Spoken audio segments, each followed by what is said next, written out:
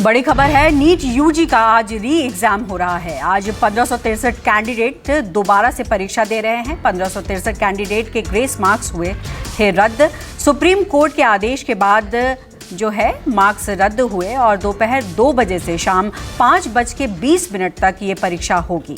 यानी कि जिस तरीके से नीट यूजी मामले में लगातार गड़बड़ियां पाई जा रही हैं, और लेकिन सबसे अहम बात और जो शुरुआती बात सामने आई थी जिसमें ग्रेस मार्क्स को लेकर सवाल उठे थे, उसी को लेकर कोर्ट ने आदेश दिया था और इसी वजह से अब नीट यूजी के री एग्जाम हो रहे हैं जिनको ग्रेस मार्क्स दिया गया था। 1563 ऐसे कैंडिडेट हैं जिनको ग्रेस मार्क्स दिए गए थे और उन्हीं का मार्क्स रद्द करके री एग्जाम किया जा रहा है। दोपहर 2 बजे से लेकर 5:20 तक यह एग्जाम होगा। तो इसी बड़ी खबर पर हमारे साथ 2 संवाददाता जुड़ रहे हैं। आइए सीधे उन्हीं का रुख करते हैं। विशाल अंगरीश चंडीगढ़ से जुड़ रहे हैं और राहुल प्रकाश झज्जर से हमारे साथ जुड़ गए हैं। आज दोबारा से री एग्जाम हो रहा है। जाहिर तौर पर इस वक्त जो है विद्यार्थियों के मन में बहुत तरह के सवाल हो रहे होंगे, लेकिन इस बात पर भी फोकस होगा कि एग्जाम ठीक से हो जाए। राहुल, सबसे पहले मैं आपका रुख करना चाहूंगी, क्या माहौल है इस वक्त वहां पर, किस तरीके की तैयारियां हैं, क्या सुरक्षा के साथ साथ अभिभावकों के मन में भी किस तरीके की इस वक्त पशुपेश है?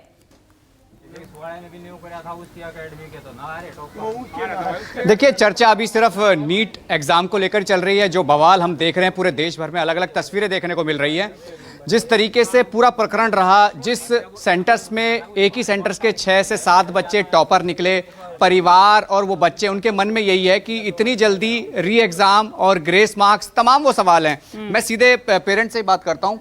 री एग्जाम इस सेंटर में, झज्जर के स्कूल में हो रहा है, क्या लग रहा है कि जो अब तक हुआ, आप भी देख रहे हैं, हम भी देख रहे हैं, मन में क्या चीजें आ रही हैं? अब मन में बच्चों के ज़्यादातर मानसिक दबाव है। मैं तो ये कहूँगा लगातार जो बच्चों को परेशान किया गया है पूरे देश में, इस मुद्दे को बार बार उठाना, मीडिया के सामने इन चीज़ों को, हर पेरेंट्स तक ये बात गई है, तो ये प्रेशर नहीं होना चाहिए था। व्यवस्था एनटीए की तरफ से गड़बड़ाई है, जिसका खामियाजा 24 लाख बच्चों को भुगतना पड़ा है और जो टैलेंटेड बच्चे थे उनको आगे बढ़ने का मौका नहीं मिल पाया।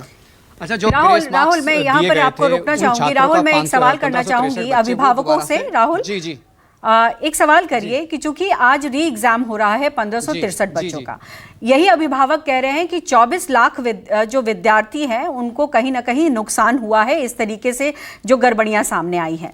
चूंकि 1563 बच्चों का री एग्जाम हो रहा है, बाकियों का नहीं हो रहा है, इसी बीच में सीबीआई इंक्वायरी की भी बात कह दी गई है। तो ऐसे में क्या उनको लगता है कि कुछ बच्चों को री एग्जाम दे रहे हैं, आप जो है सीबीआई से जांच भी करा रहे हैं, रद्द भी पेपर नहीं हो रहा है, तो क्या इस री एग्जाम का भी कोई नतीजा निकलेगा? ये इनके दिमाग में चल रहा है कुछ? बिल्कुल, मैं आपसे ये समझना चाह रहा हूँ, आप तमाम पेरेंट्स हैं, कि अब री एग्जाम हो रहा है, एक तरफ सीबीआई इंक्वायरी, जांच बैठ गई है, 24 लाख बच्चों का भविष्य की बात है, री एग्जाम सिर्फ 1563 बच्चों का, और बाकियों की काउंसलिंग होगी। क्या लग रहा है इसका भी कोई नतीजा निकलेगा या फिर अधर में लटकेंगे? सर, अधर में लटकने के ज़्यादातर चांस लग रहे हैं, क्योंकि सुप्रीम कोर्ट का जो फैसला है 8 जुलाई को आना है। हमें ये लगता है कि हमारे बच्चों को तीसरी बार भी एग्जाम देना ना पड़ जाए और ये टेस्ट ही पूरा कैंसिल ना हो जाए। क्या लग रहा है आपको? नहीं, रीनीट होना चाहिए था, तो सभी बच्चों का होना चाहिए था। अच्छा। क्योंकि बच्चों की तैयारी तो है नहीं अभी। 1 महीने से फ्री बैठे थे एग्जाम देने के बाद, और दोबारा से अब इनको एग्जाम देना पड़ रहा है, तो बिना किसी तैयारी के। ये खाली ग्रेस मार्क्स वाले जो री एग्जाम है, ऐसा लगता है कि सबका ही होना चाहिए था? बिल्कुल, देखिए ऊहापोह की स्थिति है राहुल, सबके मन में संशय बना हुआ है। और